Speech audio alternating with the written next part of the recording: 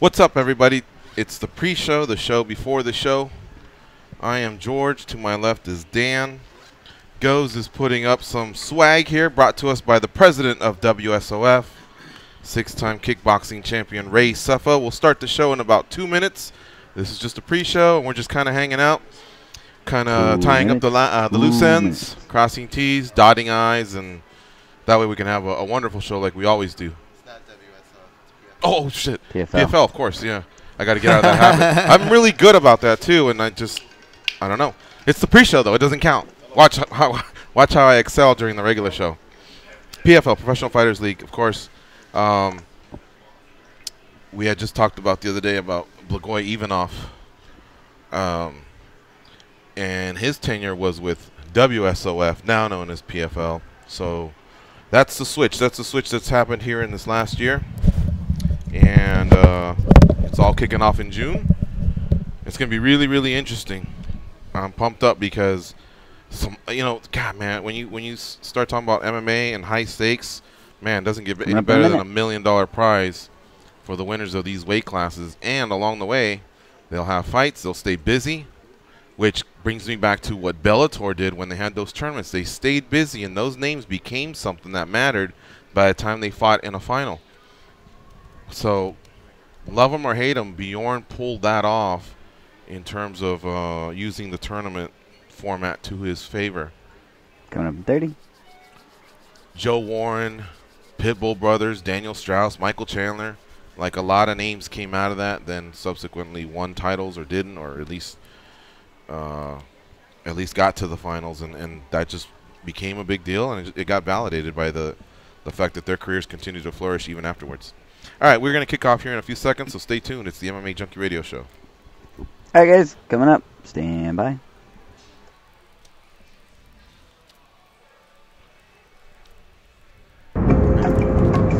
This is your captain speaking. We are making our descent into Las Vegas McCarran Airport. On behalf of our crew, we'd like to thank you for flying MMA Junkie Airlines. Now please fasten your seatbelts and put your tray tables in your upright position because the descent is going to be a little bit bumpy. Alright, Junkie Nation, it's time to roll, baby, on MMA Junkie Radio with Gorgeous George and Gold. This is what we do and why we do it, baby. All night long, we rollin'! Yeah! The MMA Junkie Radio revolution is upon us. Can you dig it? There's no escape. No escape. Through the vast frontier of cyberspace and through a sea of stars in outer space. One small step for man, one giant leap for mankind. We've solidified our combat communication stranglehold. We are controlling transmission. With the use of MMA Junkie Radio and SiriusXM satellite radio technology. MMA Junkie Radio. Commence transmission.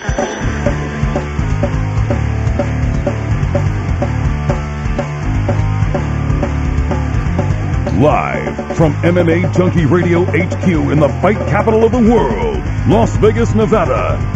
Here are your hosts, Gorgeous George and Goes. From the fight capital of the world, inside the beautiful Mandalay Bay Racing Sportsbook, you are listening to the MMA Junkie Radio Show, the only show that matters. I'm your host, Gorgeous George. With me, as always, is the devious and dastardly Goes. Our ace co-host, to my left, Dan Tom, the fight analyst. Back east, Danny Otto, hosting the show. Producing the show, I should say, and six-time world kickboxing champ, current president of the Professional Fighters League, Ray Sefo's here in studio. What's up, Ray? What's up, gentlemen? How you doing? Good, good. All right, looking sharp as always. Try to keep up with you guys. Really? The mic's on, right? Yeah, no, same problem from yesterday, Right. or the day before with Willis. In the mic at all. Yeah, there we go. We're going to have to do a quick switcheroo. Do a here. quick switcheroo. I thought I heard you guys. You could hear us, but I don't think we could hear you. Oh, okay. All right, here we go. Sorry about the fumbling. Six-time world kickboxing champ and current president of Professional Fighters League, Ray Sefo. What's up? How you doing, my man? Good, good, good. All right. Well, we're excited that come June, which is about 6 weeks away, the PFL 1 kicks off. That is correct. You're going to change lives, man. Yeah, absolutely. I mean, you know, we just had the car wash in Orlando this last Sunday to Wednesday, and I mean, just the look on the faces of these guys being there, going from one station to another in terms of interviews, in terms of they were filming, they did filming a commercial, they filmed, just a lot of promo stuff to get them out there. And I mean, Carlos and I were just talking about it the first day we were there, and we had 70 fighters in the room. Oh, wow. And that flew in from all over the world. And we felt like proud dads, you know what I mean? Just to see everybody there. And then it reminded me of K1 days where, we all knew that we were there for a purpose, and we all knew at some point we were going to meet each other. Mm-hmm. And so there was always that, respect factor. But we also knew that once that bell rang, it was go time. So it was really cool to see and really cool to watch it all unfold. Well, what happens is, I bet you the energy in that room took a couple notches up because you look around and see some quality names. Correct. And when you see the organization do something like that, fly out 70 fighters for the media day that you guys created, the car wash, man, that I think any fighter that had any doubts of like, hey, what's happening here, those doubts went away. You know what I mean? Because we've all heard of what happens, $1 million to the winner, but what's the process? What are the rules and who's in it? And you start looking around. Oh, okay, you know what I mean? So that was a nice investment. I'm sure it cost you guys some money to fly everyone in, but I think that's something that will reward you guys towards the end of this tournament. And another thing I like, Ray, man, this thing's gonna be over in about 6 months. You know what I mean? Like, it's gonna be a nice. It's going to be a nice run. What it does is it forces all the fighters to, not saying that they're not professional, but to be disciplined. Right. Because, normally you go in there and you do a fight, and then you take like 2-3 weeks off, and then you head back to the gym, and, you start slowly training. Excuse me. And, let's say a month and a half to 2 months later, you have a fight set. So now you got to get ready for another 10 weeks or so. We're here, you have, within 5 weeks you're fighting again. Right. I like that. Yeah. I like that. The only thing I guess you have to concern yourselves is just with the health of the fighters along the way. Right. Because I was mentioning this during the pre-show. I saw this with Bellator. Bellator had their tournaments, and I was like, well, how's this going to work, But one thing it did was it engaged me, because I knew that the quarterfinalists, as soon as they won, they were semifinalists, and this was all going to resolve itself 1 month later with a final. And then the first season, they became the champs. The subsequent season, they got to fight the champs. Right. Something about that tournament structure reminded me of other sports. It was like a playoff system. You know what I mean? Well, and it meant something to get to that final and to win it, regardless of if it was an upset or this guy had a bad day. It doesn't matter. He beat 3 guys. He's the tournament champ or the champ, depending on what season it was. And it worked for them. They pulled off the Pitbull brothers, Michael Chandler, Joe Warren. A lot of people came out of that, and they're still quality fighters to this day. Yeah, absolutely. And, obviously the difference here is that in Professional Fighters League, you do have a regular season, a playoff, and then the championship. Right. And in the playoffs, you get to actually, let me go back to the beginning. In the regular season, guys will fight 2 fights to earn points to get to the playoffs. So the top seeding 8 points scores will go to the playoffs, and in the playoffs they fight twice in one night. So then you get a quarterfinals and the semifinals, and the 2 finalists that get to the end from 6 weight classes will then fight at the end of the year for the $1 million and the championship belt. Right. Yeah. I know you want to see some goes. You're correct. Jared Rochal pointed that out to us, that there was one part of the playoffs where it became 2 fights in one night. So right. I'm glad you straightened that out. Right. Early on, the fights are fights that are separated by like 6 weeks in between. That's your regular season. Right. But the first round of the playoffs will have the 2 fights in one night. Correct. Okay. That's right. I believe before even World Series of Fighting, when you guys were kind of coming up with rules and stuff, wasn't this kind of like an idea, a system that you've been wanting to do for a long time, right? Well, this was actually what I wanted to start World Series with. Mm-hmm. Unfortunately, at that point in time, certain people that had said they want to be part of it fell out, and so we couldn't start it like that, because there was according to a former partner, that there was a guy that was going to put in $90 million, and obviously that didn't happen. And so the structure changed. But in some ways, I'm happy the way it went because it allowed us to have experience in terms of the shows and see who's out there and sign guys. And now, listen, we did some great things and we did some things that we learned from. But that's part of anything in life. You learn from your mistakes and you continue to grow, and that's exactly what we're doing. And now, 6 years into the this side of the business, we're now in a place where thank our partners that are all from DC and whatnot, that they believe in the vision, they believe in what we can do. They see the future of not only professional fighters league, but there's a lot of fighters. Again, one of the questions that was asked to me when I first started with Series, why do you think there's a need for another league? I said, all you got to do is look at my roster. Because the roster had Andre Arlovsky, had Anthony Johnson, had John Fitch, the list goes on. And so, Marlon Moraes, Justin Gaethje, Blagoy, David Branch. Yeah. So, that was a perfect example. And so, it's the same here, you know what I mean? And I think this is going to change the game a little bit in terms of fighters can become a millionaire within the year. And so, and not only just one fighter, out of those 6 weight classes, we're going to crown 6 world champions and 6 guys with a paycheck of $1 million at the end.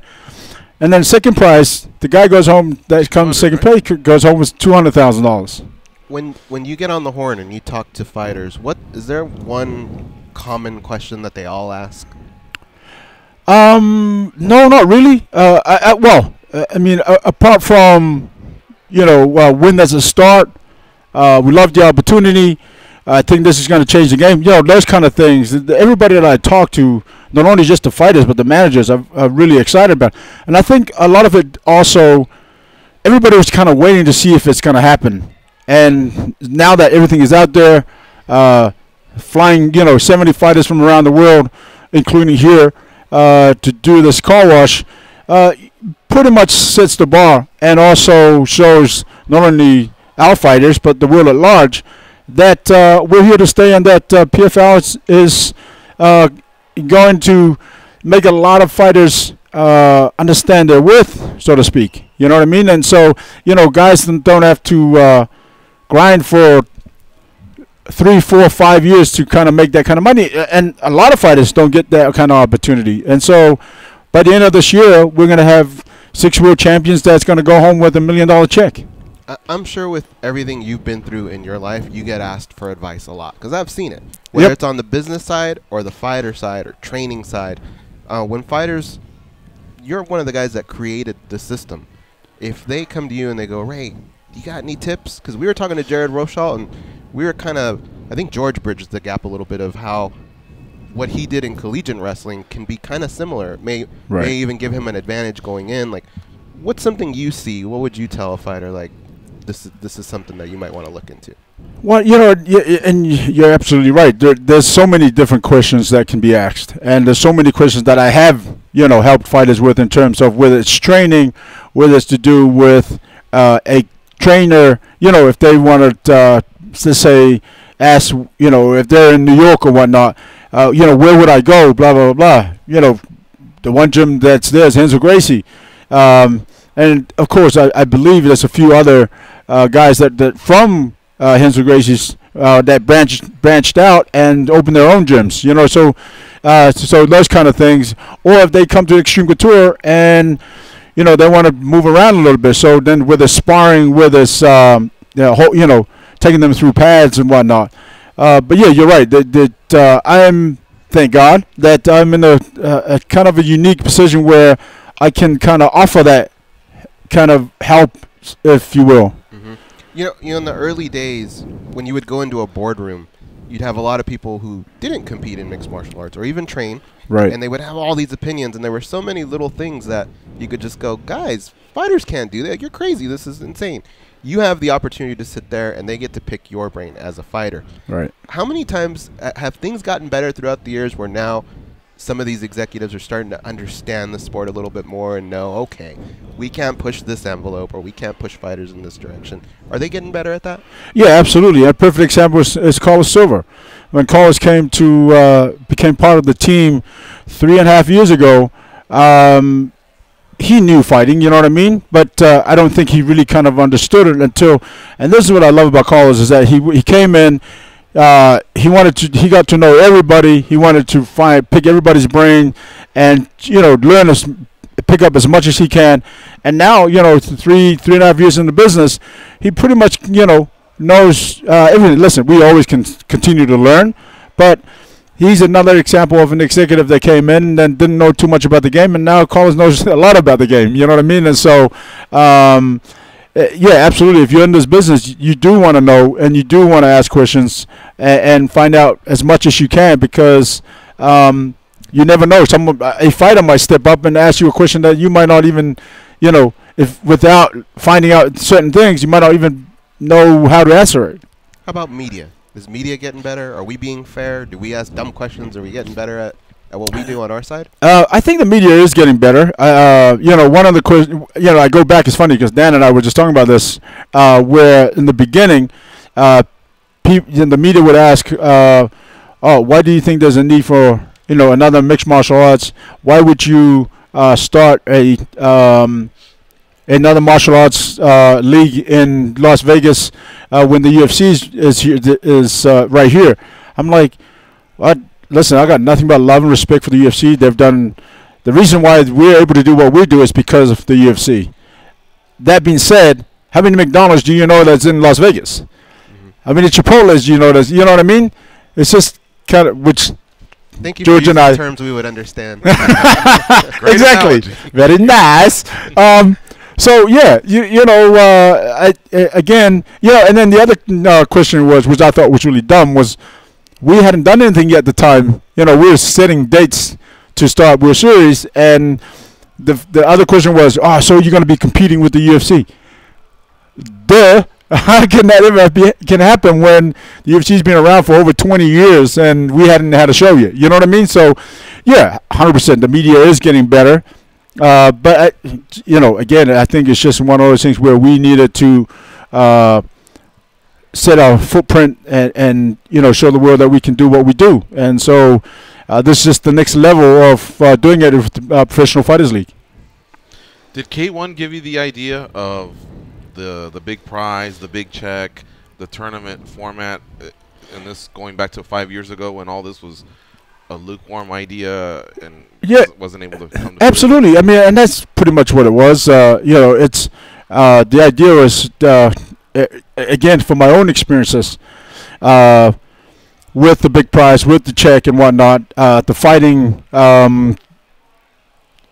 to qualify to the top 16, from top 16 to the top 8.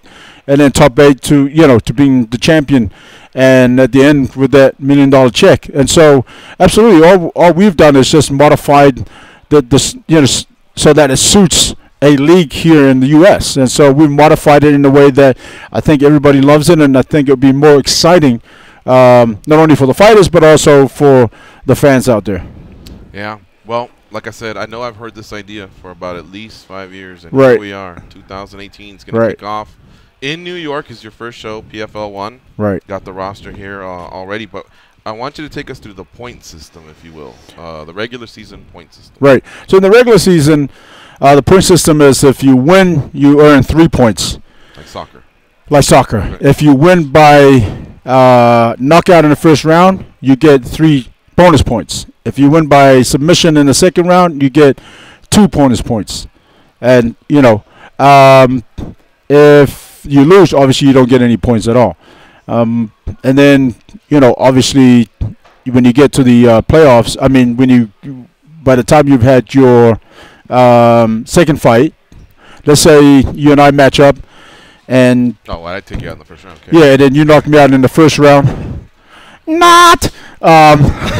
Second round? No, first round. Oh. And so you get the 3 points for the win, and you get 3 points for the knockout. Or whether you submitted me in the first round, you get 3 points for the win and 3 bonus points for the submission. So So then, let's say you lose your second fight by knockout, and I win mine by submission. So now we're even, right? Then you go to the, obviously there's a chart of head-to-head and whatnot. Right. Let's say I beat you in the that we met somewhere in the which this is going to go down the line in terms of the playoffs as well. Right. So then if it head-to-head, that you actually beat me in the first fight, so you obviously get the it's like the seniority, tiebreaker on the right? points. As in terms of the tiebreaker. But Correct. the playoffs, once you get to the playoffs, the points aren't necessary, right? Not Correct. just That's right. whoever wins In the advances. playoffs, the way it's going to be seeded is, whoever's got the highest points is going to fight whoever's got the lowest points. You know what I mean? And so that's how the brackets was set. I like that, and I That's like the gonna be incentive to interesting during finish fights. and to finish early. You know what I mean? Right. Think about it. If you're on a cusp of perhaps getting to the playoffs, and you're winning a fight, but you need those extra points that come from finishing a fight, you're gonna have to change your strategy. That's gonna be fun. Yeah, it is. I can't wait to hear corners go, you know what?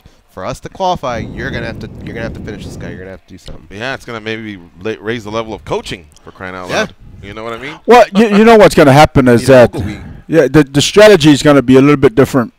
And yeah, absolutely, the fighters are going to from the get-go. And here's the thing: in the quarterfinals, there's 2 rounds in the quarterfinals. So after you've done your quarterfinals, you're at the back for probably half an hour, 45 minutes, and then you fight again in your semifinals. But yeah, it's about really going out there and putting it on the line, but also being smart and how you attack that fight, and everything is going to matter and everything is going to count in terms of every second that you're in there. Are you all in on season 1, or are you already guaranteeing that there'll be seasons 2 and 3? Like, how does that work out with you and your TV partners? Yeah, no, we're planning. There's a 5-year plan. Oh, okay. You know what I mean? So, which is one thing at a time, one step at a time. Right. No, man, this is amazing. So the first show's at Madison Square Garden on June 7th. I'll go over the card in just a sec. But coming to a city near you, Chicago gets a show on June 21st. On July 5th, they go to Washington, D.C. On July 19th, Long Island, New York. August 2nd, back in Long Island, New York. And then a couple shows to finish out on August 16th and 30th in Atlantic City. The playoffs will start in, looks like, October 5th to be announced. Any chance that might be in Vegas, the playoffs? That's what we're working on right now. That's when we're doing our annual junkie gathering. Well, there you go. Yeah, okay. Interesting. So, here's some of the names. The headliner is Harrison, which is Andre Harrison, undefeated, versus Juma Biek. Ooh, that's a tough one, Ray. Juma. Sharon? Yeah, okay. Juma, let's just Yep. call him that. Yep. Who is 17-2. And then you got Bekbulat Magomedov versus Lance Palmer. I saw Lance at the Extreme Couture. Looks like he's doing some training with you guys now. Right. I think he's got, actually, Lance is going to do his camp here at Extreme. Yeah, because he's good buddies with Benavidez. So. Right, exactly. He's still good with the Team Alpha Male guys, but he was going to focus over here. Shawn Jordan versus Mike Kyle. Now I know I've seen Mike Kyle at the Extreme Couture gym a lot. Right. Max Kaga versus Timur Valiev. Dennis Goltsov versus Nick Rosenborough. Alexander Alameda versus Lee Colville. Okay. I see Jared's name pop up. Steven Seiler. He's always been my guy, man. Steven Seiler's a great guy. Comes to fight. Yep. Win or lose, that guy comes to fight. And he's such a great guy, too. Jake Kuhn, Francimar Barroso. So a lot of names. Oh, Jack May versus Josh Copeland. Marcus Galvao is on the card. Daniel Gallimore. Man, you guys aren't playing around. So when you put this out there, I'm sure you got a lot of requests. What was your criteria for cutting off, however many fighters you had per weight class? Yeah, the thing is, when I was looking at signing fighters or whatnot, we had to reach out to a few. But once we made the announcement and the dates that were set, like countless emails and phone calls and whatnot came in. So, which is great. You know, it's really it's good because then again there's a lot of talent out there, and we found some great fighters. But I think come 2019, the roster is going to change for the best, for the better. And I mean, the roster we have now is truly amazing, and we're blessed to have all these guys. And you know, again, when we were in Orlando, you know, I felt like this proud dad to see everybody there, and everybody were just over the top, over the moon in terms of what was happening and how they were treated. And you know, it's fun. I think it's really fun because a lot of these guys that from overseas have never experienced this kind of thing. And so for them to see it right there and there and seeing it for themselves and going from one station to another, from NBC to, you know, filming to interviews to doing a commercial kind of thing, it's what every fighter's dream is to be part of something like that. Mm-hmm. The environment for fighters has changed a lot, I'd say, in the last 5 years. What's it like dealing with fighters now? Because some guys are making a lot more money than people would even imagine was possible in the pot before. Right. And along with that comes a little bit of change too. You know, if you watch the way it was in boxing and the way how once they started making a little bit more money, the demand started coming in. Before people used to love to go do events or media, and now it's kind of like people are getting a little diva-ish. Have you encountered any of that? How have fighters been for you? Everybody's been great, actually. I haven't seen any of that yet, but you never know. You know what I mean? It's one of those things where I think, you know, again, if you keep it real with these guys, and I think that would never be an issue. But you never know. You know, every now and then you always get one drama queen, but it's just kind of like part of life sometimes. There's always one in the crowd. Man, I hope you stood up there and told these guys, give me the, you know, because when does the championship, like, is it early 2019 or end of 2018? No, end of 2018. I mean, you had every right to stand there and say, look what we've done for you. Give me the best 6 months of your life. Fight your ass off for me. There's 5 seasons that are, or 4 more seasons following this one. You know, I'm not fucking around. You know what I mean? Right. And I swear to God, if anyone even looked at you cross-eyed, get out of the room and bring in a substitute or whatever. Because, dude, this is so cool. This is gonna change the game, in my opinion. It's also gonna change free agency. Right. You know exactly. what I mean? Like, yep. That's a lot of money. Yeah. And folks, they don't just get paid $1 million at the end and $200 grand to the loser. They also have paydays for the fighters as they go through their journey of It's a $10 million season. That's amazing. Yeah, it is. Well, it's funny you say that because did you know someone else? No, what happened was you know, the issue of missing weight came up, and you know, I addressed it, and then I'm like, listen, if any one of you guys that is in the playoffs is fighting for $1 million misses weight, you're absolutely ridiculous. And if you're going to be unprofessional like that, you don't belong in here. Right. Let us know. You know what I mean? So, yeah, absolutely. I mean, Collins and I put our foot down in terms of, but respectful in a way that we want everybody to be professional and understand what it takes to be a complete athlete in terms of being disciplined, respectful, and just the hunger to go out there and just be professional at everything they do to get that $1 million. Yeah, it's almost like you called the bluff. Well, not just you. Professional Fighters League called the bluff of so many others that say we don't have some opportunities or the money's not there. All right, now let's see what you got. You know what I mean? This is going to put a lot of fighters on blast. Now is a great time to perform, and if you don't, man, I never want to hear another peep out of you complaining about this sport. All right, we got to take a break. When we come back, I'll go over some of these rosters because they're very, very impressive. We got I got the welterweights in front of me here, the lightweights, the featherweights, and I'll repeat lineup that we have, or that they have, as far as what's coming up here this summer, because they are going to be traveling, and it looks like they're going to be hitting these cities every couple weeks, so things are going to stay busy.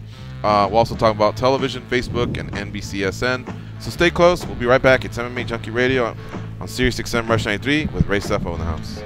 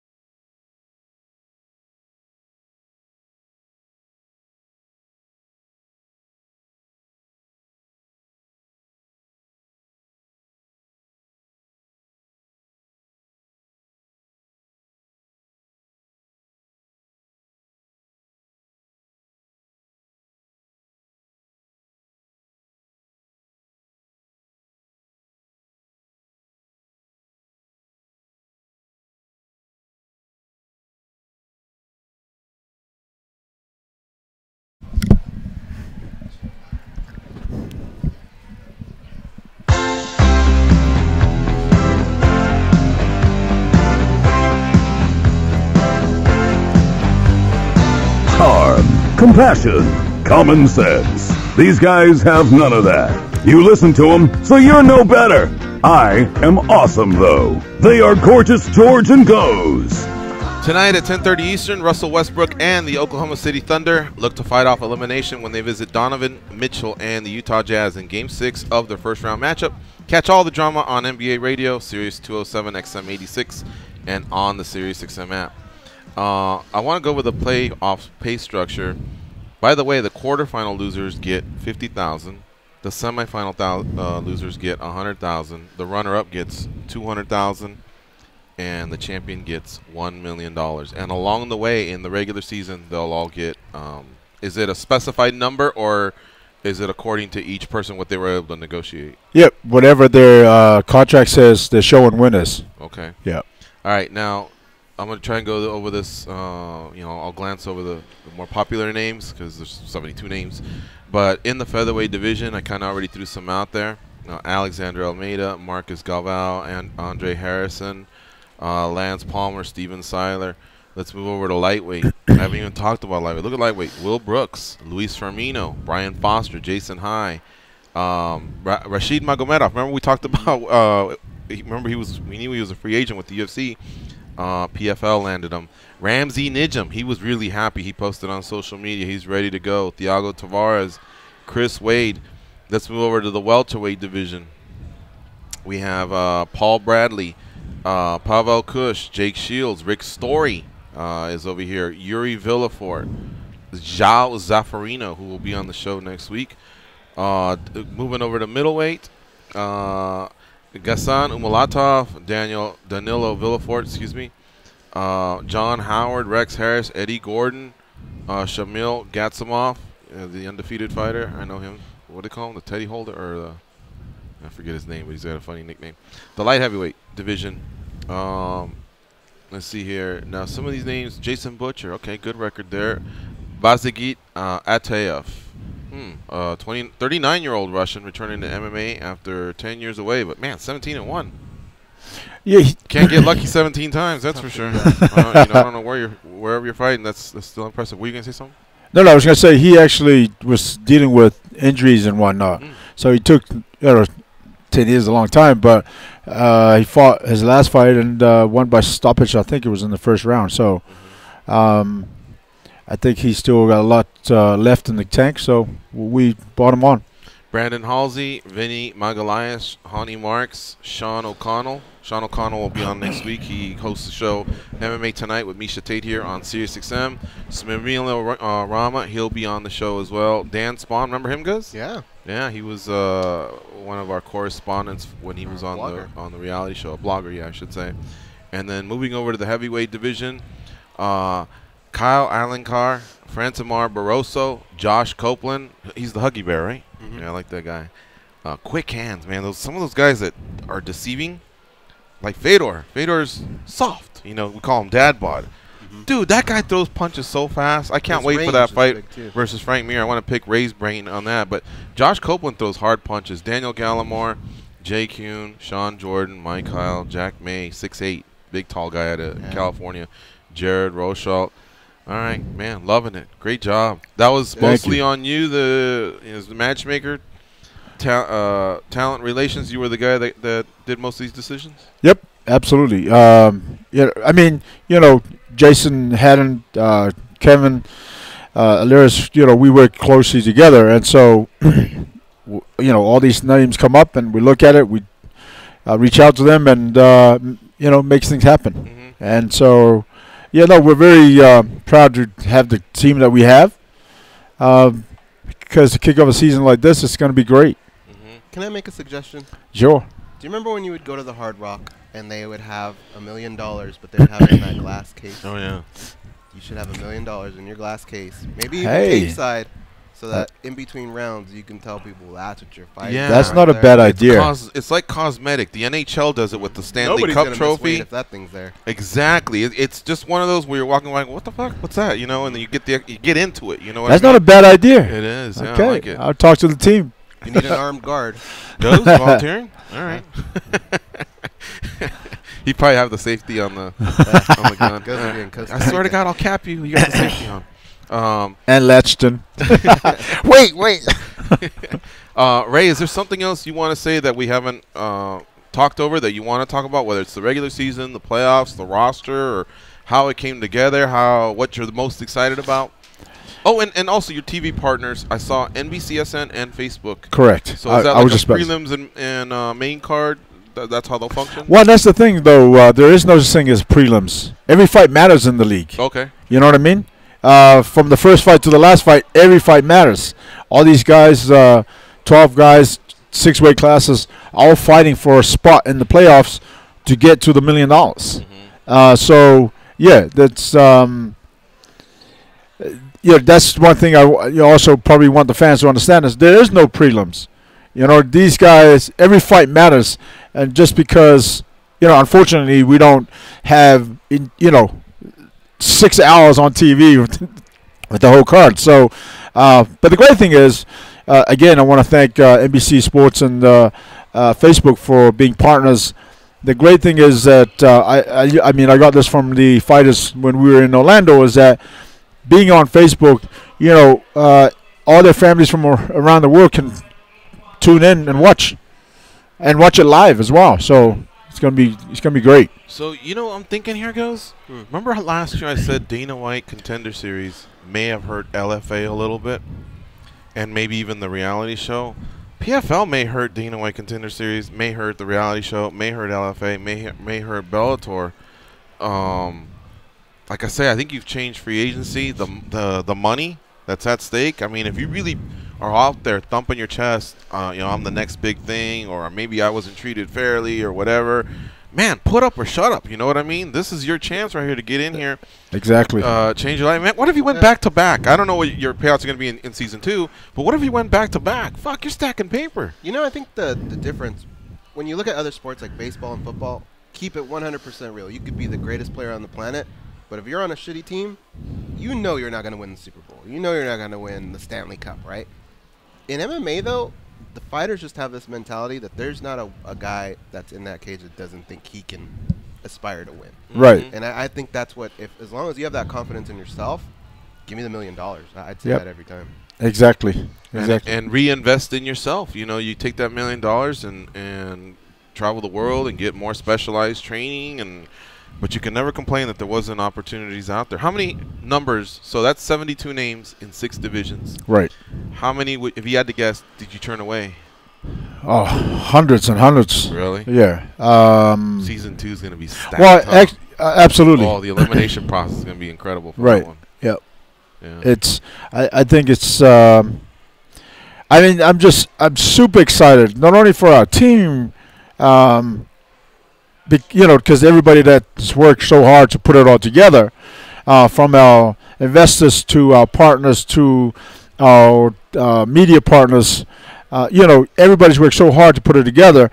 But I'm super excited for the fighters because they get this opportunity of a lifetime, not only to showcase their skills worldwide on Facebook and NBC, but also at the end of the day, by the time they fight the championship, they go home with $1 million check, and as world champion, you can't ask. It doesn't get any better than that. Let me ask you about a few names that stand out to me just in the transition from WSOF to PFL. John Fitch had moved over to Bellator, but was it just you guys weren't able to work things out, or was he not attracted? I know he was coming to the end of his career, so did he feel like he didn't have 5 fights left, or you guys just weren't interested in anymore in John Fitch? That I thought maybe he might have been a name for this, even though he's a little older. I don't know. Yeah, we made him an offer, and just wasn't something that he was happy with. So it was, so he moved on. So we wish him the very best, but the show goes on. He one time when he was cut by the UFC, he one time put out publicly what he had made, and it was just over $1 million that he had made. Either that or the UFC did, one of them. But I know they went back and forth. And I'm thinking, wow, there's your $1 million right there, How about Blagoy Ivanov? He just recently signed with the UFC. Right.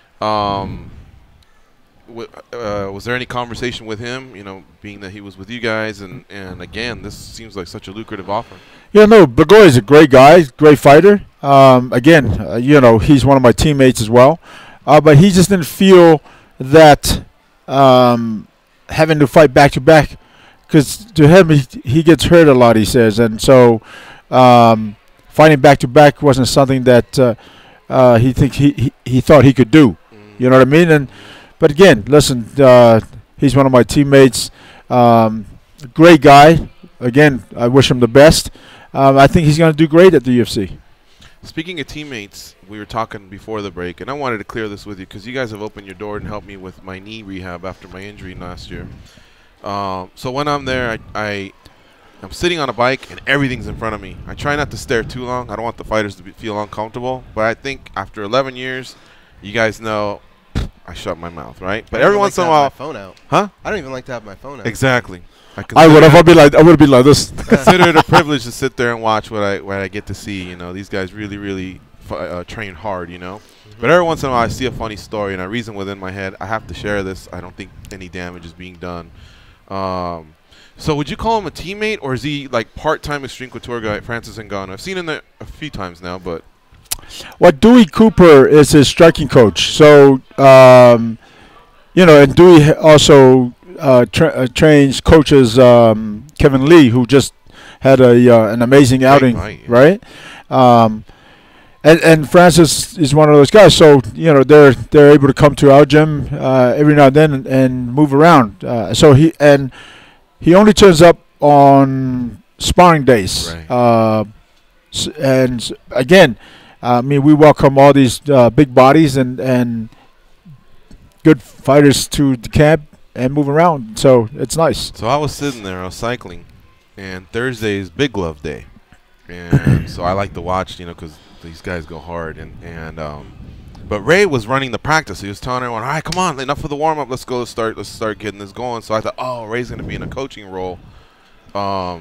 And then as I'm cycling, one of the rounds, as they're kind of moving around, I saw out of the corner of my eye, "Is that Francis and Ray?" Shit, I wanted to hop off my bike and just go check, you know, because you got a 6-time world kickboxing champ against the number 2, you know, heavyweight, and how can that not be fun, you know? And you could just see Francis, like, he was being calculated, you know, he's powerful, big guy, and you could tell, like, I got to make this count because I have a great counter puncher, you know, coming at me. And then Ray's obviously going, well, fuck, everything he throws is going to hurt. So it's funny watching you guys. You guys should charge admission sometimes, I feel, man, because you had to have fun, you know, with a monster like that. Yeah, no, I mean, he's a big guy, he's strong. But, yeah, no, it's always an honor to move around these guys when they come to the gym. Sometimes when they're so big like that, it's like it doesn't have to be a full shot. I mean, anything can just. Well, you know, the funny I learned a lot there watching just from, you know, you really have to. You can't take a half second off because even something that's glancing or whatever can knock you on your can or. Whatever. Right, exactly. And with Francis, I mean, again, like I said, he's a guy that climbed the ladder real fast. Had the opportunity to fight for a title, came short, but. I mean, he's a great athlete. I mean, he's such a monster. He's a big dude. You know what I mean? And there's one point where I went to throw a low kick, and he threw a left hook, and his arms are so long that although I had my hand up, it was funny to me that it still, you know, was here. You know what I mean? I'm like, man, your arms are as long as your legs. You know what I mean? But again, he's a great guy, big, strong guy. Yeah. And you know, he's going to be making a lot of noise in the UFC. I mean, he already has, but I think he's going to continue to do that. Here's one story I shared about 2 months ago. Towards the end, I don't remember. I think Eric may have cleared up what had happened, but I better keep that to myself. So at the end of the practice, something had happened, and the coaches just weren't pleased with the ending, you know, of the practice. And Eric's on the mat, and he's, you know, fucking this and that. And Dennis Davis, Ray Sefo comes over. Ray had been participating more as an athlete, right? But he obviously helps coach and stuff like that. And so he comes over and he backs up the coaches. And it was funny because the coaches said, you know, we're going to do this. It was like a punishment. And so some guys were running in motion and doing the burpees. And then the other ones were doing the push-ups. The vertical. Walking on the wall, yeah. What the fuck, dude? Handstand with, yeah. So I was cracking up because as I'm observing, you know, when Ray went to be the coach, I go, smart move by the veteran. He becomes the coach. That way he can avoid the punishment. You know what I mean? Next thing you know, Ray's climbing up the wall. I'm like, holy cow. Like, if you're a young athlete, if you're a young fighter, and you knew you messed up that day, you have to know you can never mess up again when, you know, you're 47 years old, 47, right? Yep. 47 years old. Has every right to say, you know, I've done all this. I've won belts. You know, my time's passed. And he's going in there and he's accepting the punishment. And he was, you know, telling the other guys. And you could tell no one was going to take it off because Ray joined him. And honestly, Ray, I wasn't sure if you would have an easy time with that. Fuck, you knocked it out, man. You're still in great shape after all these years for not just, you know, going out there and striking because you never miss around. But all that other stuff, I could have maybe done 15 seconds and I would have, you know, done a somersault or something. Yeah, you know, again, you got to lead by example, and if we're telling these guys to put in the hard work, we got to also show them that we can do that same thing. You know, we can do the hard work as well. So yeah, Dennis, Eric, myself, it's all about leading by example. And here's the other thing: he was smiling through it and laughing through it, and the other guys were fucking dying, you know, and that was making me laugh. So you must hide it well, or it must not be a big deal to you or something, because you had gone through the practice. I remember you had gone through the practice. So you didn't have the excuse. No, I hide it well, all right. Yeah, that was pretty cool, man. Yeah. Extreme Couture, that gym's just on an incredible upkick. I'm seeing a lot of new faces there. Right. Claudia Gadelia's joined recently. Right. Lance Palmer. Lance Palmer, yeah, quality name right there. All right, we're going to take this last break. You're listening to MMA Junkie Radio on Sirius XM, Rush 93. Stay close. We'll be right back. We have Ray Sefo in the house.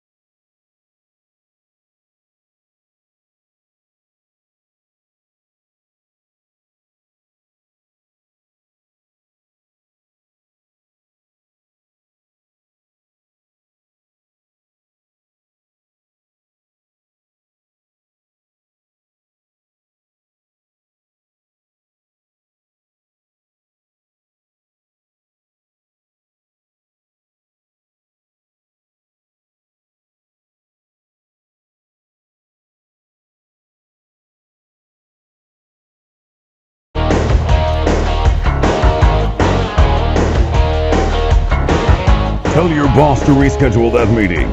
Call your wife and tell her lunch is off. It's time for more MMA Junkie Radio with Gorgeous George and Goes.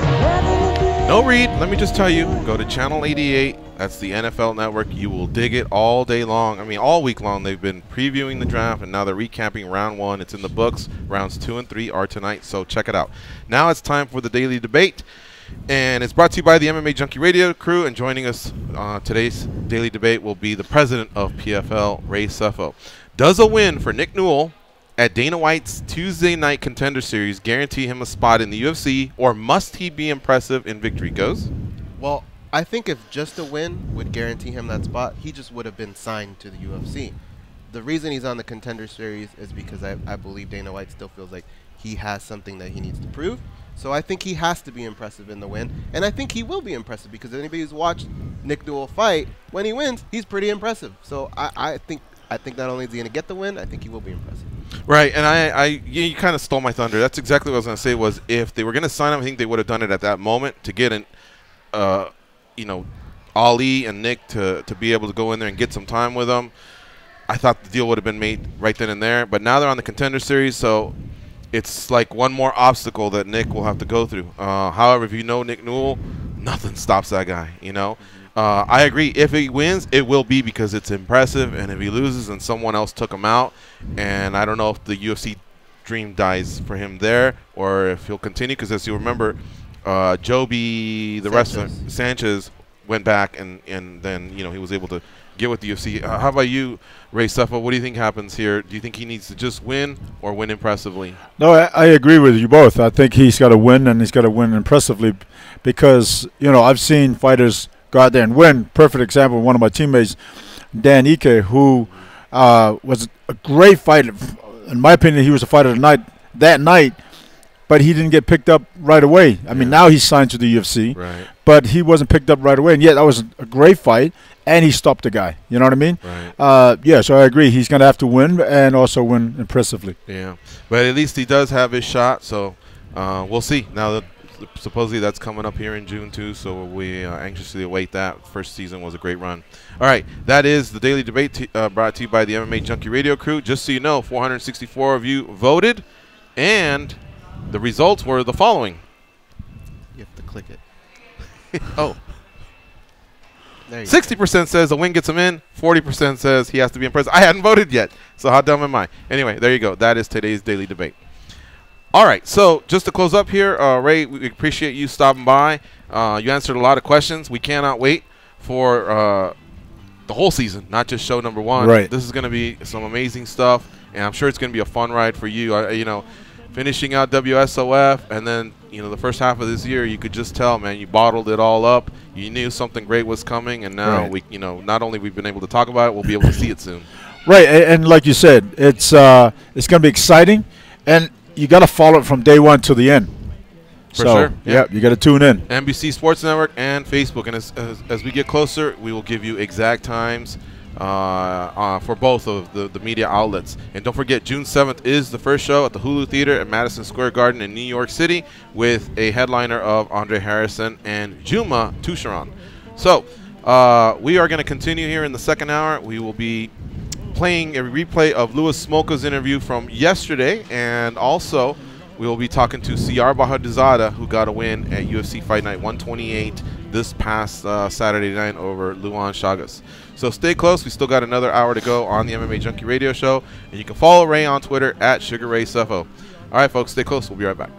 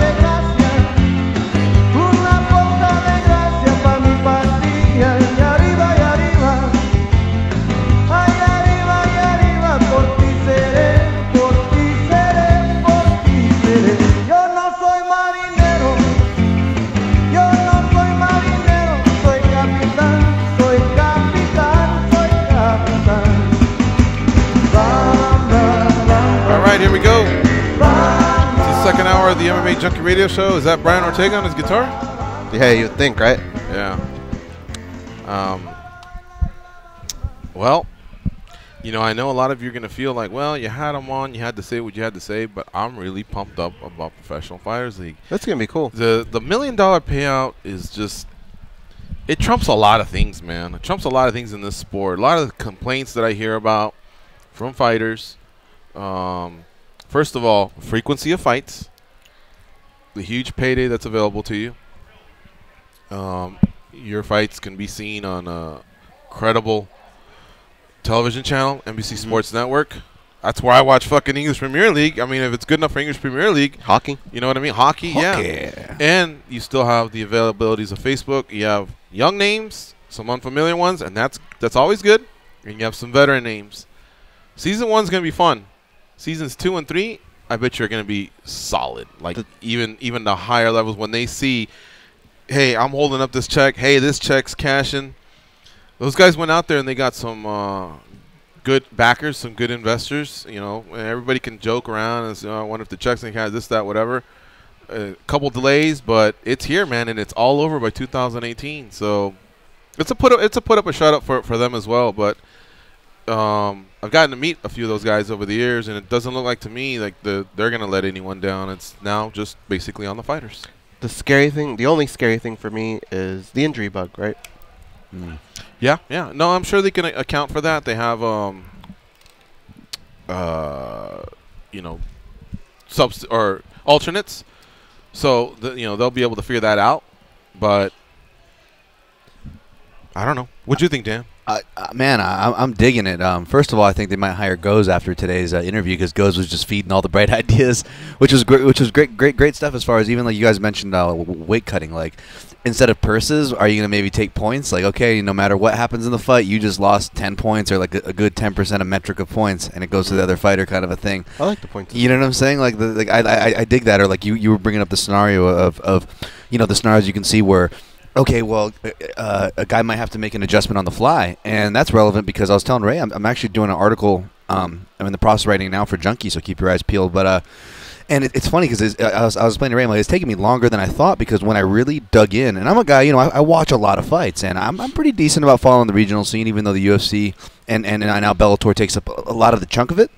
But man, I was really digging into these names, guys, and even these, you know, maybe names that are hard to pronounce, kind of names. Dude, real deal fighters, real deal guys, and you know I'm already high on the Russian scene and the guys over from Dagestan, so a lot of these names I was familiar with. But man, and then you have guys who I've always been saying were dark horses like Chris Wade's or Rashid Magomedov's that are from the UFC as well. So I'm really digging it, and it's making me think because I'm giving kind of my leans in the article and who to kind of watch out for it. It's not like normal where it's like okay, tournament fight. Okay, who's the winning guy? Who's the wrestler? You start looking for those things, right? Winning record, wrestler, these typical tropes or stereotypes. But when you do the scenarios that you guys just laid out really well on the show here, you think about those, it's like, okay, well, maybe not. Maybe if I'm looking for who's going to be winning these divisions as I'm breaking them down now, who's the guy who can make adjustments on the fly?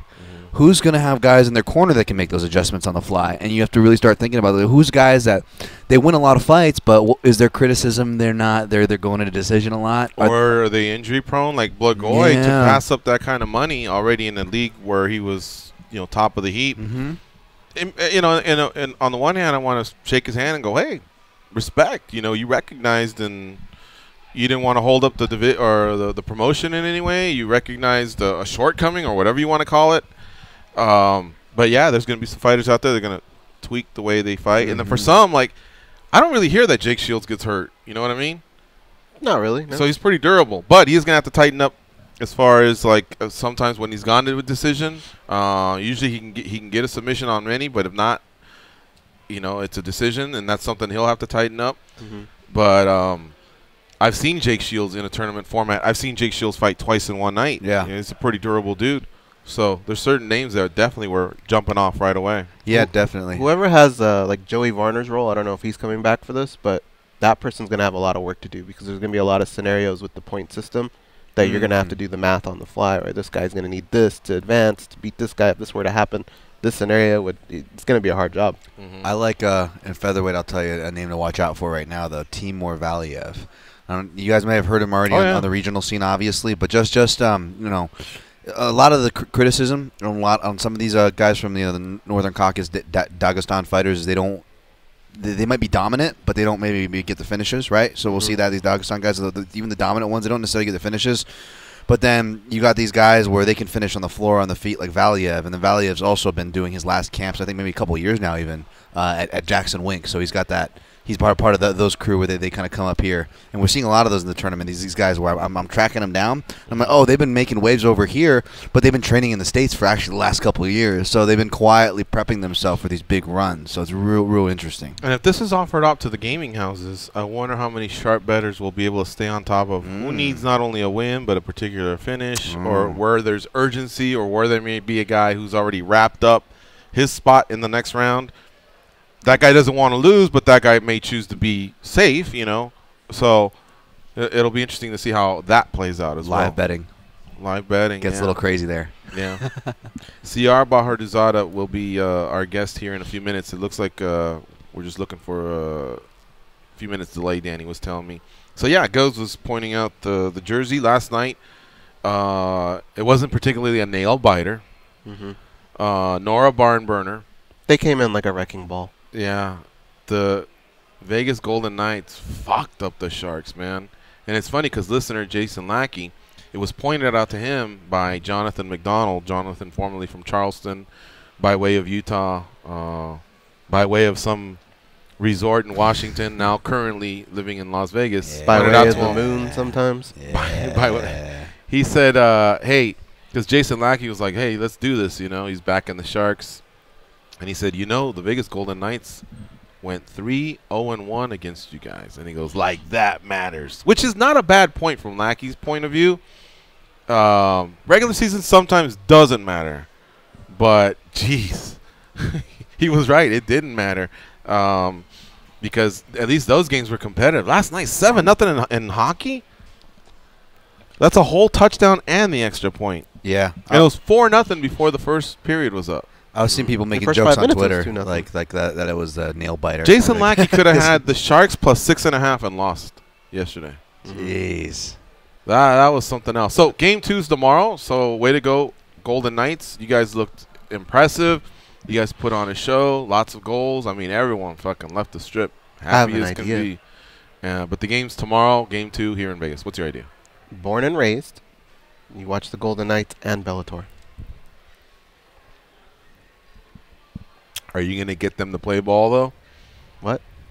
Like, if you do put – I mean, they have a lot of TVs. I get that. But there's no one that's going to say, no, it's all Vegas Golden Knights. Like, you know, you're okay with not hearing volume. And I'm okay with not hearing volume, but, yeah, I would have to make sure that they're going to – I want to go to a Golden Knights game, but tell me this. Do we already get to the point? Because now I'm seeing, like, cars, like, galore with Golden Knight stuff on it to the point where it's like, that sticker looks like it's been there for 3 years, and this team's not even that old. Like, it's taken no time at all, and that's great, and I'm not hating on it. It's the extreme heat that makes these stickers look that way. Right, but maybe part of me that's contrarian side speaking out, but I really want to go to a game, but is it to the point already where it's like, if I were to go to a game as a newbie, guys, is there already, like, a clique of people that are like, oh, you just come now to the playoff. I was here just 3 months ago.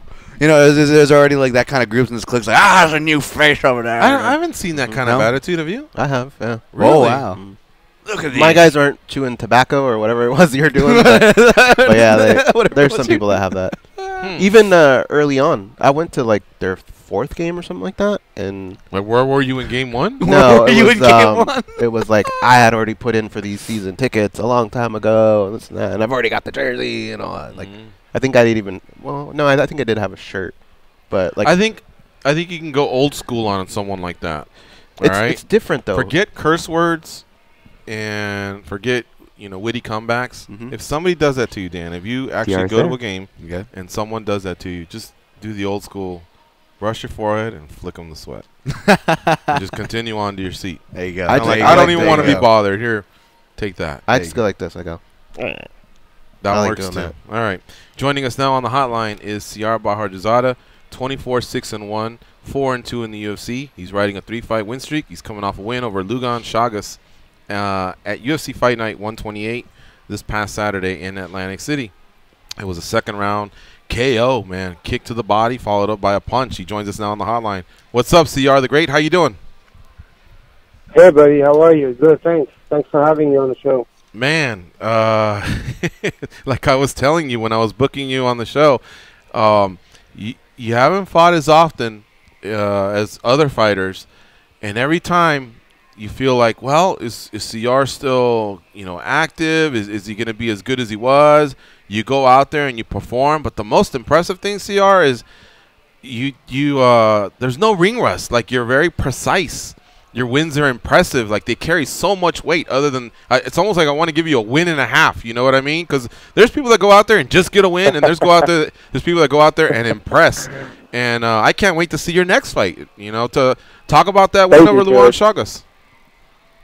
Yeah, man. So the thing is about some things you have naturally, and one of the things I have naturally is the timing. My timing is so precise in my punches and kicks. Wherever I kick, it's so efficient and precise that I make even Swiss watches look nervous in my presence. My timing is good, man. I've always had this timing. Even when I just started in the gym, the first week, I had this timing. I had this built-up radar in my head that I had this timing. But coming and fighting without ring rust, it's all mental, man.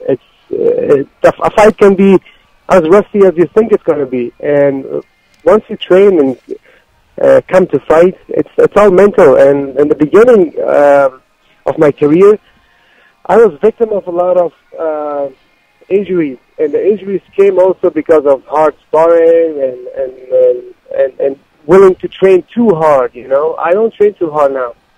I don't push it too hard. I just train as much as I need, as my body needs, and I train much less than I used to. I train much more less than I used to, and I perform better. It means that I was pushing my body all the time, over the limit all the time, and it was not a good thing. So you're very efficient with every movement that you have. When you punch very hard. You have speed behind your punches. You have accuracy. But another thing I have to note is in the grappling realm, when he had an advantage per se, he had you in, we'll call it his world. What I noticed was you were very calm. So once again, I think that's due to experience and I guess just maybe your preparations or your approach to fighting. It was very, very impressive to see you get out of that and then work it back to where you wanted it to get it and set yourself up for the KO. So I think a lot of people just underrate your skills, not just everywhere, but especially on the ground, and you answered a lot of questions there too. The thing is, George, if I'm being honest with you, and I'm going to be honest with you, I trained like 3-4 times for this camp grappling. 3-4 times the entire camp. I didn't train grappling. Like he said, when I was in his world, there is no such thing as his world. Once he enters that octagon, it's my world, and he will try to submit me. He'll try to break me, but it's not going to work. It's just a matter of time. When he realizes that nothing of those things are going to work with me, that's when he breaks. And that's exactly what happens to the opponents. They're not going to break me. If there's one thing they can do to me, is to break me. I will break all of them. My will is much bigger than their skill. And when they come to compete with me, I'll take their best shots and walk forward, and that's when they break. I love it, man. But I like it. It wasn't his world. It was. Can't take my best shot. It wasn't his world on the ground. It was Siyar's world when he entered that cage. That's awesome.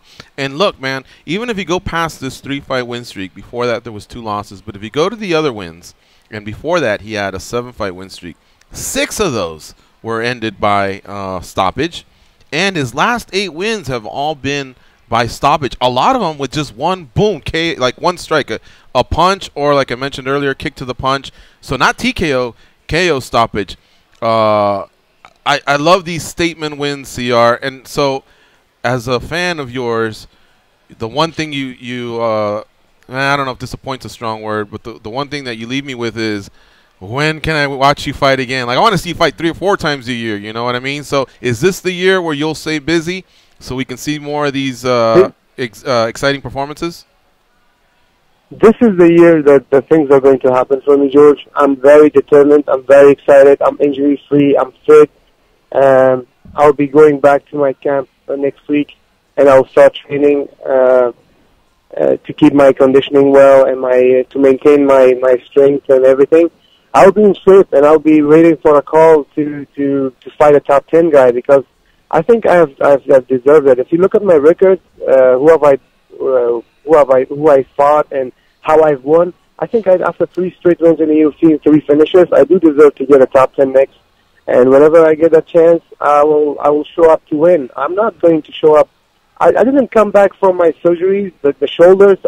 I didn't go through hell for 2.5 years to come back and just show my face just because, for whatever reason. I came back to conquer, and those 2 years cooked me, man.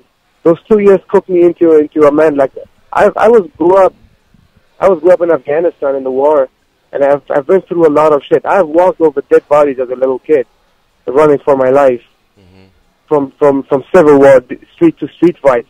I've been through a lot of shit, but this 2 years of me being so down, 6 feet under the ground, it cooked me on a different level, man. It actually ignited the champion inside of me that I want to become, and I came back to become a champion. I didn't come back to just show up, win one or two, and then lose 1 or 2, and then at the end of the career call it a quit, and whenever it feels like I can't do it anymore. No, there is no such thing like that, man.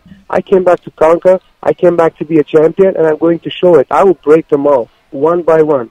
I love it. Siyar Bahadurzada, our guest here on MMA Junkie Radio. He's coming off a win this past weekend over Luan Chagas at UFC Fight Night 128. 24-6-1 overall, 4-2 in the UFC, and now he's looking for a top 10 opponent, and I am into it. And by the way, on Twitter, you can follow him at Siyar, I-Z-E-D, Siyar, it looks like. Goes, what do you have for Siyar Bahadurzada? George, if I didn't have my questions already written down, I may be too pumped up to even ask a question. Okay. Siyar's got me pumped up. But, Siyar, one thing that I noticed at the end of your fight, and actually during your fight, if you look up at the crowd, tons of Afghan flags everywhere. Was cool. They were all over the place, and it was really moving. Were you able to see that during the fight and after the fight, and what does that do for you? Man, that's the best thing about my fighting. I fight for these people, to motivate these people. And, as a little kid, when I grew up in Afghanistan, I didn't have a hero, or I didn't have a inspiration from my own nation, from somebody who speaks the same language and has been through the same things I have been through, to be a champion or be somebody inspirational so I could look up to him. But now that I'm in this position, I try to ignite the champion inside those little kids. I want to give them hope, because they don't have hope. I didn't have hope when I was in Afghanistan, because you didn't know what day is your last day and what rocket or bullet has your name written on it. You know what I mean? Mm-hmm. So when you walk out of the house, you don't know if you return, because there are so many suicide attacks in Afghanistan. I want to give those people hope. I want them to focus on training and not on drugs or anything else, because we have poverty in Afghanistan. But what we also have is the courage and bravery to be somebody big, to make it to the top. We do have it, but we need somebody who can ignite the champion inside of us and who can lead us to the right path, so we can look at him and see, okay, if he can do it, I can do it. This is my biggest reason. And when Afghans come from all over the world, from Afghanistan, from Dubai, from European countries, from Canada, they come to my fights, they fly, like they're doctors, they're engineers, they're politicians. They support me. They fly over to watch my fight. They come with Afghan flags, and it does motivate me to the bone when I look in the crowd and see the Afghan flag. My people are here to support me, and after the fight, these people, they kiss my hand, man. They treat me like a king, because they know my heart is real, and I'm real, and I fight for these people with a sincere intention. They see it, they understand it, and they respect me back. So, yeah, it feels great to be among them. It feels great to see the flags around the people, and I'm going to be getting a lot more people now when I fight from Afghanistan. Now we talk about thousands, but it's going to be like tens of thousands within a year. Did you have a chance to speak to any of those? They really panned in, and there was a big group of them, and you could tell they didn't know each other, but they all kind of congregated because of that, and they all had the flags and they were high-fiving. Did you get a chance to meet any of those people or talk to them after the fight? Yes, I do. I do meet them. As much as I can, I meet them, because they travel from all over the world to come see me here. They don't know MMA. They don't know MMA a lot. they don't know the rules of MMA, but they come to see me because I represent them. I fight for Afghanistan. They come to see me. They travel, and I take my time to see them. Yes, I do meet them, and I do give them a hug. I thank them personally as much as I can, and it's an honor, man. It's really an honor. Yeah, that was great that towards the end you were able to grab the mic from Paul and to address them. It really lifted up moving them, the crowd, and you know, like, I don't know if you know this, CR, but you remember you visited us here in the studio. That was about 5-6 years ago, and I do remember. After I do that, remember. in 2013, Goz and I actually went to Afghanistan. So I Right. was very familiar when they were holding up the flag, and I could see the excitement. You know what I mean? And Goz and I, we'll have to have a separate conversation. Hopefully, you can come back to our studio one day. But that trip was very eye-opening for us as well. And so it was. When Goz says it was moving, hell, us too, it was moving for us. You know, to see that connection between them and you and all that. So. Very cool. Now, we have another co-host here, Dan Tom, our fight analyst. Let me pass it on to him. He's got a couple for you. Dan, what do you have for CR the Great? You know, CR, I wasn't on the show back when you were on last time in studio, but I was a listener of that show. And, man, that speaking of being moved, your stories and of adversity and what you went through and kind of opening up like that and sharing with that was really great, man, and it made a fan of me and many. So thank you for coming on when you did. Thank you. But my question is about something you said earlier. Kind of caught my eye. I loved the mentality and mindset, and I think anybody who's followed your career loves that about you. But you did say that you only grappled 3 or 4 times leading up to this camp. Was that correct? Yeah, that's correct. I didn't have because I know Luan Chagas. I've trained with sharks, man. I've trained with jiu-jitsu. I've trained jiu-jitsu throughout my career for 18 years. I've seen it all. There was nothing he could this 34-year-old kid could surprise me with. You know what I mean? When I started training MMA, he was 6 years old. So I knew that he didn't have anything to surprise me with. And once he enters the octagon, it's my world. Whatever he tries to do inside my house, I'll just watch him, observe him, and whenever he makes a mistake, I'll punish him. And that's exactly what happened. I got you. I hear you loud and clear there, and I like that analogy, especially of your house. But speaking of your training and maybe staying on that topic, was there anybody that helped strengthen your house? Obviously, you're out of Amsterdam, and I see pictures as close as March. You were at Jackson Winks once again. Is that where you're bouncing your training between? Yes, I'm training in Albuquerque and Jackson Wink MMA, and the coaches have been great. You know, they helped me out a lot. We had with everything, techniques, with game planning, everything. So yeah, it's also what other thing is I never was a believer in a game plan, but it's actually great. It's actually great to have a game plan and get punched in the face and still remember your game plan. I found out about myself in the last two, three fights that I can't keep up with a game plan even though the fight is not going my way. And that it does pay off at the end if you keep calm and keep with a plan. So I'll be doing a lot more of this thing, which actually I'm going to master this, and in my next fight, and in the fight after, and the one after.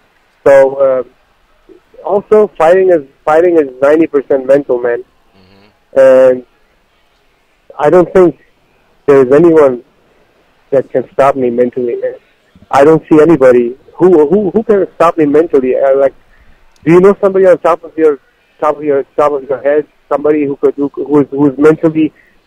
been mentally through things I've been? Possibly not. So I have the mental edge, and that's 90%.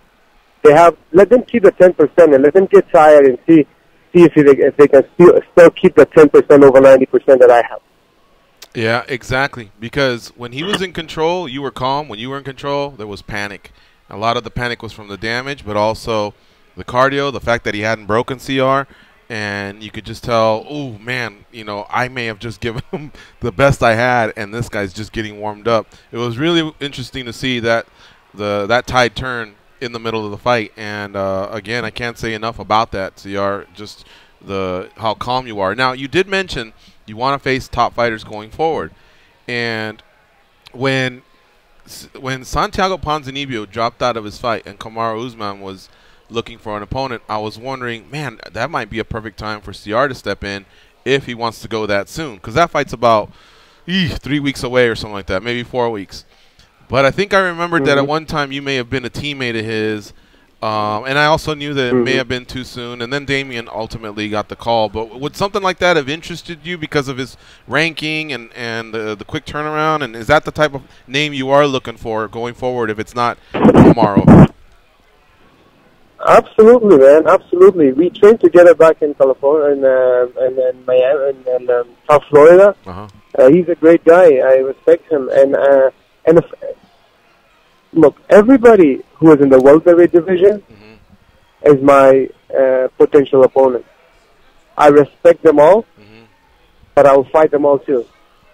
It's not like especially. I'm not talking about people who I train with now at Jackson Wink. People who I've trained with in the past, that's a different story. But people who I train with now at Jackson Wink, the welterweight, those are the guys that I wouldn't want to fight because they're like brothers. They sweat and bleed with me in training, and I wouldn't be able to hate them in a fight to knock them out. Or you need to be able to be a badass when you fight. If you can't get yourself over that to hurt your opponent, you're not going to be able to fight. You could just be athletic and move around a little bit, but that grit that you want to knock somebody out and you want to hurt somebody, it's not going to be there. And when it's not there, it's hard to fight. You have to have this strong belief that you're going to hurt someone. And whenever I fight, I just whenever the door locks behind us, I just want to take that guy out as soon as possible, but I also know that there are risks. So I stay calm and I wait for the moment that the time is there. And everything I throw is with bad intention. Even if it's a kick, a punch, or knee, or whatever it is, when I connect, you can ask my opponents, they hurt. Every time I connect, they hurt. It's not like I set up. No, when I connect, they hurt. I've seen it, my man, for sure. No doubts here. Siyar, is there a particular name that you would like to fight if the promotion came to you and said, all right, well, you had a big statement win the other day. We're all ears. Who would you like to fight? When, where, anything like that? If you're calling the shots. Well, there are a lot of guys I would like to fight. There are a lot of interesting fights in the top 10 that I would like to take. At one point, I was supposed to fight Robbie Lawler. You know what I mean? And the fight got canceled because I got sick 3 weeks out. So Robbie Lawler would be a great fight. He's a tough guy. He's a tough guy. He comes to fight. I come to fight. We have very similar style of fighting. I think that will make up for a fight of the decade. If Robbie Lawler would like to fight, I would love. He will get the first ticket, and you will be the first in line. If I had the opportunity to choose one fighter to fight, it will be Robbie Lawler. Awesome. I'd love to see it. Hopefully, you get a quality opponent. I wanted to fight Matt Brown, but he backed out. I wanted to fight Matt Brown. I told him that I will fight only 3 minutes with Matt Brown, and if the fight past 3 minutes, I'll take out my gloves, walk out of the octagon, and I'll give him the fight. Wow. But he didn't take the fight. He didn't want to fight. He wanted to fight Carlos Condit.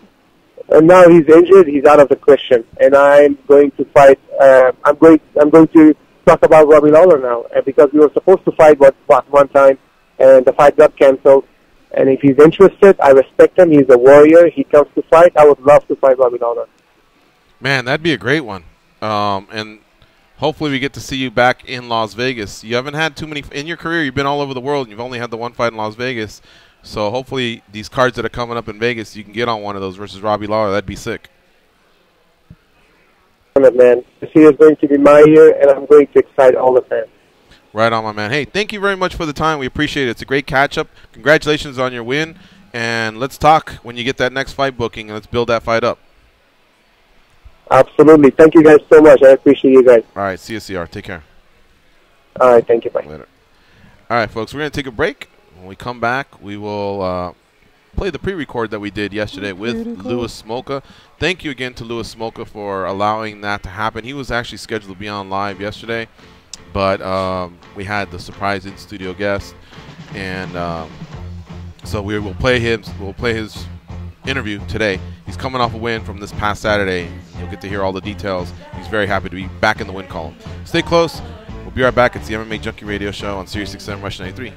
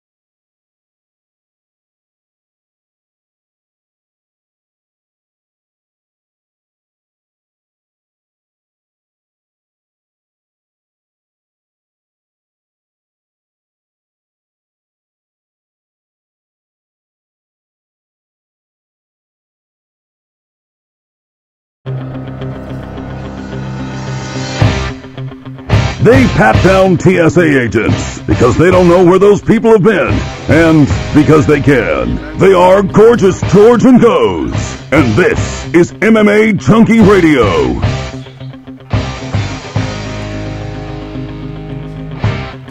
All right, Mad Dog Sports Radio is reacting to last night's first round of the NFL Draft all day long. The Morning Men, Adam Shine, Steve Torre, and Danny Cannell, and Christopher Mad Dog Russo are sharing their unique perspectives on the draft, taking your calls on Channel 82. Were you happy with the draft goes? Do you even know what you got? Should I just not embarrass you and keep pressing you, or do you know who you got, and do you have an opinion? You're the 13th You've got pick, to and have I an think opinion. we got a defensive lineman from Alabama, right? Okay, you stoked? I wanted a corner, but yeah, it's hard for me to be stoked because I don't like the move they made for Alex Smith. I just don't see us getting any better. Okay. So for me, it's like I don't feel like we can win with that guy. So why? I wanted a playmaker, but we got an offensive tackle, and I'm telling you, there was plenty of times last year where I said, Those are more "Give him more time." So I just have to shut up my pie hole and accept it. The quick highlights that they showed, you could tell he's like 6'8", 308. Mm-hmm. So you could just tell, like, this guy can move people, you know. So I'll take it. And then let's see what the rest of the draft's like. But we also need some players to throw it to. You know what I mean? I look and see, you know, Juju Smith and Le'Veon Bell and Antonio Brown. I mean, fucking Ben Roethlisberger. If he's got the time, he has got weapons, and we don't have weapons. We just need a lot of shit. So we really need to make something happen here, man, in these next couple rounds, get some skill players, but whatever. I guess that's what happens when you're just so far behind all the other teams. Dan, rounds do you have a 2 and 3 team? Are here. No, he's $2. He'll jump on any team. I could be open to persuasion. Oh, no. Oh, jeez. Are you serious? You're going to become a Redskins fan here. But goes, make sure, is it worth those $2? Because the Redskins could go 10-0, and you can come in here and go, Dan, how about that, huh? We're 10-0. And he'll go, who? What? He'll think you're talking about dragsters or whatever. That's how low on the totem pole NFL football is to him. So I'm even wondering if those $2 are worth it. That is true, but I will say that I love the Dodgers, and I love the Dodgers, and the Dodger dogs. Name the two Dodgers are Dodgers. awesome. This team you love, name 2 of them. There was one Dodger. He was in Oliver Twist. He taught. He was the artful Dodger. He taught Oliver how to current Dodgers. Oh, shit. See, this is what I'm you see what you're getting? buying protection, because what'll happen is I'm in the sports book. Okay, a lot of people take sports serious here. There might be the day where somebody goes, "Fuck the Dodgers," and it sets me off. Then you go, Dan, take care of him. I got backup. Knuckles, get the handbag. Gotcha. For okay. $2. Now That's he's in it. That's true. That was a wise investment. All right. I got you. All right. right. I'm game for that. All right. So listen, let's play this interview from yesterday. It's with Louis Smolka, former UFC flyweight, who had a tough run towards the end. And if you listen to our interview with him prior to the Nicolau fight and a recent article put up by Ben Folks, you know that he's also had some personal demons. He's been battling alcohol, and he's, you know, overcome that. He's every day he works to overcome that. So we addressed that a little bit. We talked a little bit about the win. And so right now it's a pre-record with Louis Smolka, and then we'll be back in about 10 minutes. So listen up. You'll enjoy it. Joining us now on the hotline is Louis Smolka, the last samurai who got a win this past weekend at Gladiator Challenge. He joins us now on the hotline. What's up, Louis? How you doing? What's up, guys? How's it going? Good, my man. Welcome back to MMA Junkie Radio. You're on with George and Goes. Louis, I'm tripping out here because I follow you on social media. I was happy to see you get your hand raised. You got a win. But when I was going on Tapology, SureDog, Wikipedia, they have still yet to not put up the card, the result, give you the win. You did win, right? Dude, win, right? I don't know what happened. So my guy pulled out like last minute, and like the name of the dude I was gonna fight changed like 2 or 3 times. I'm pretty sure that was like his first fight, and I had no idea who this motherfucker was. Like he was just some random guy. Like that was at the venue. We're trying to Google him, find his shirt dog, everything. Couldn't figure out who he was. He was like, all right, go fight whoever else. Like, damn. Mhm. But it was a sanctioned bout. The fight took place, and you won, correct? Yeah. Okay, I guess they're just slow. I always thought Sherdog and Tapology and all of them were quick on it. And there's no issues with the. I mean, I've heard of the Gladiator Challenge. They've been around for many years. I remember Uriah Faber fighting there. You haven't heard of anything as to why those results have been slow in coming in? I have not. Yeah, I don't even know if I was sanctioned or what, but I mean, my manager Jason, he talked to Shawn and Nick, and they told me 2 wins to get back into the UFC, and I guess that was one, so I'm good, I'm happy, I really don't care. Okay, cool. Yeah, no, congratulations on that, and that's good to hear. You have some sort of a timeline, a game plan. You're halfway there, one could say, and then you'd be back in the UFC, so that's cool. How good did it feel? I guess you've been through this before, getting your hand raised. You've beaten some tough cats, but it like you stated on social media, it had been a while. So how good did it get back to be in the winner's circle? It feels great, like it's just like it gets rid of a lot of doubts, like for a while you're just one, like I don't know, I was kind of spiraling, and I was just like, what's wrong with me? Why can't I win any? Like why do I suck now? Like what changed? Like I'm not doing anything different. What's going on? And so like just to kind of be done with that, it feels great. Louis Smolka, our guest here on MMA Junkie Radio. All right, Goes, what do you have for Louis? Louis, whenever we talk to fighters, one of the big things they talk about is momentum. And you just got this win here. How soon can you turn around and do this again? And will it also be with Gladiator Challenge? I'm not too sure.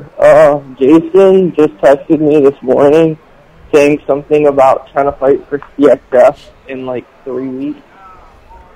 On May 18th, I believe. So that's kind of on the board. If not, I'm just still trying to get ready. Just take whatever I can get. Louis, in this moment that you were talking about, where you used the word spiraling, could it have come down to simple just confidence? Because you always seem like you're prepared in your fights. I mean, maybe, I don't know, dude.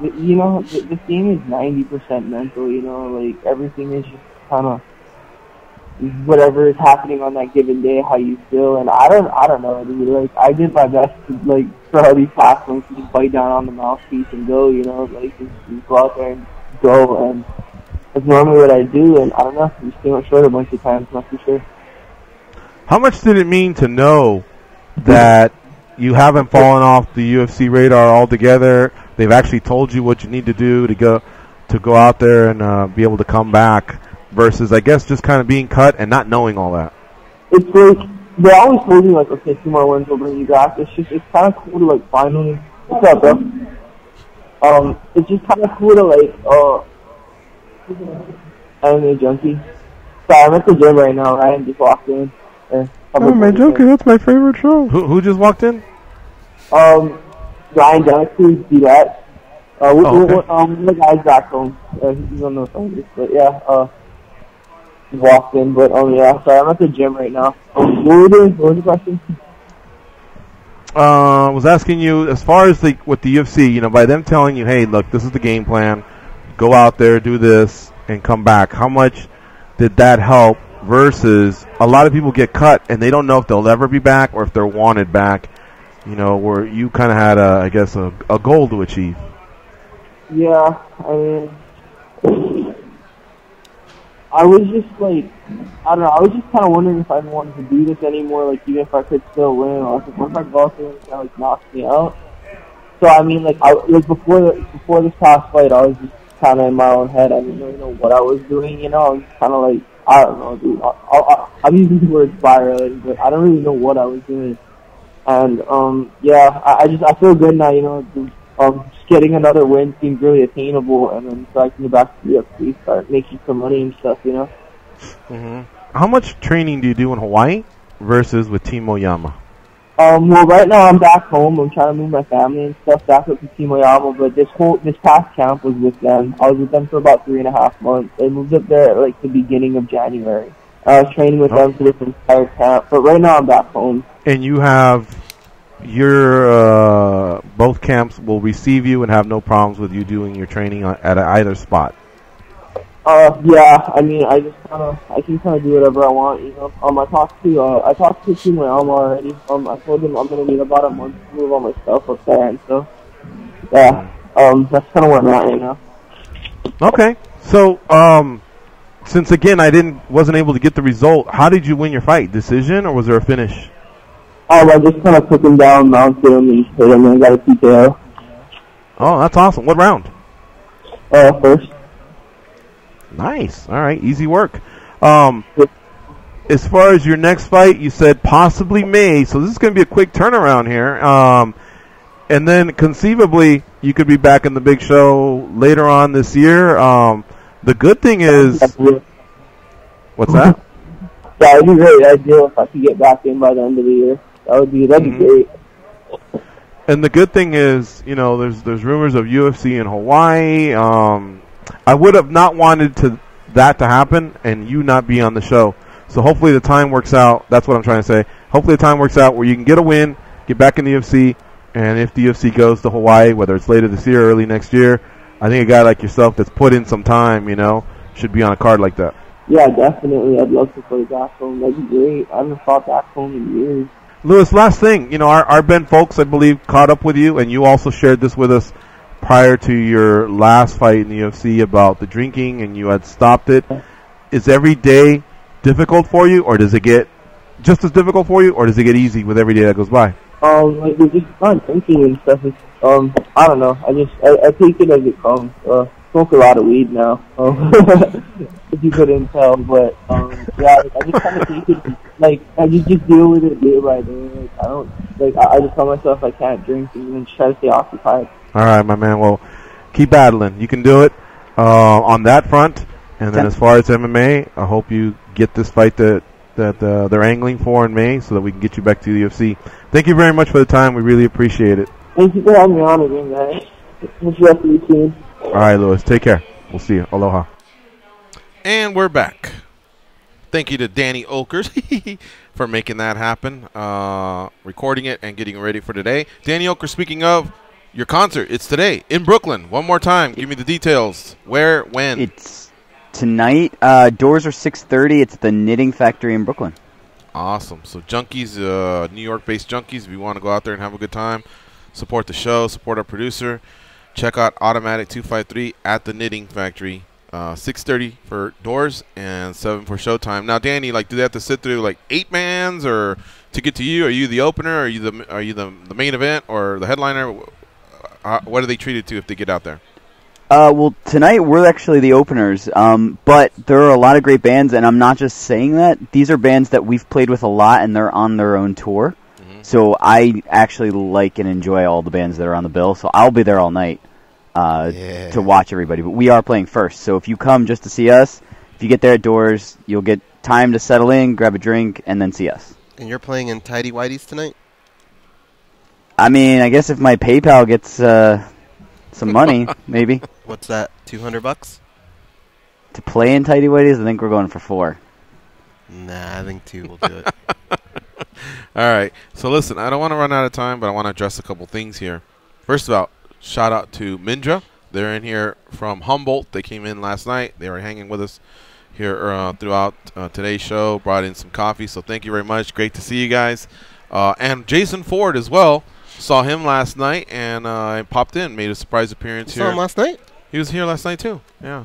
Oh. I was here watching the hockey game. I was here watching the basketball, and Mindra showed up, and then Ford showed up a while later. We hung out for a couple hours and shot the shit, so it was really cool catching up. Also, Ray Borg, frequent guest of the show, solid guy. We've gotten to meet him in person. We met him and his beautiful wife last year when they were out here. He had a baby, and the baby has had a couple setbacks. He thought he addressed this with surgery about a week ago or a few days ago. And it's really, really complicated, but it's having to do with his brain and you know, the skull. And so he had the disappointment and sadness, obviously, of dealing with that. And then there was a surgery. He wasn't asking for money or anything, just to keep him in, you know, your thoughts and prayers and send positive vibes. And then I saw a post where he said, hey, the surgery was a success, and everybody was really happy. People were retweeting him and things like that. I'm not sure if you guys follow him on Twitter or not and saw this, but I saw it. And then he had another recent setback, the baby, where the surgery had to be done again. Now think about this, is a fucking newborn having to go through that. You know what I mean? Another one? 1 minute. Oh, okay. And that one was a success. So really, really happy for Ray Borg and his wife. All right, we got to take one more break, Danny, you saying? Yeah, okay. like always. All right, let's do that. Let's take this last break. You're listening to MMA Junkie Radio on Sirius XM, Rush 93. Stay close. We'll be right back. Got one more bit of news that popped up here in the second hour. Really good friend of ours, and we're happy to share this with you when we come back.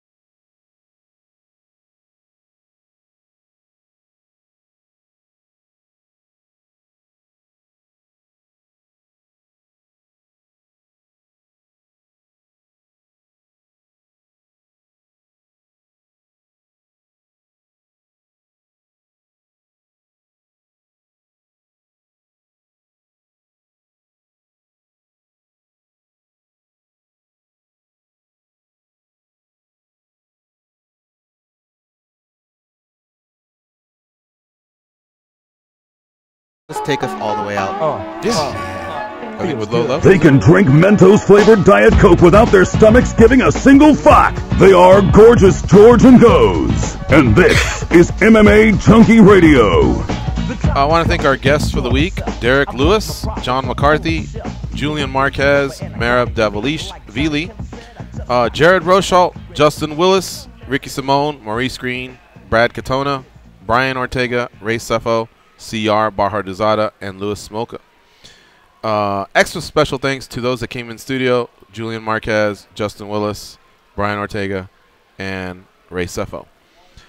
Also, congratulations to Art Davey, co-creator and co-founder of the Ultimate Fighting Championship, has been accepted into the UFC Hall of Fame. Very, very cool. So that is a long time coming, well-deserved. And like we told him many times when we got to spend a few days with him, without his vision and without his tenacity, because the first UFC was in November 1993, but he had this idea, if you read his book, in 1989. So that was 4 years of failure, you know, and being able to find the right people and the right time to test out what he had wondered, like who would win, what was the best discipline out there. But he did it. He didn't stop chasing his dream.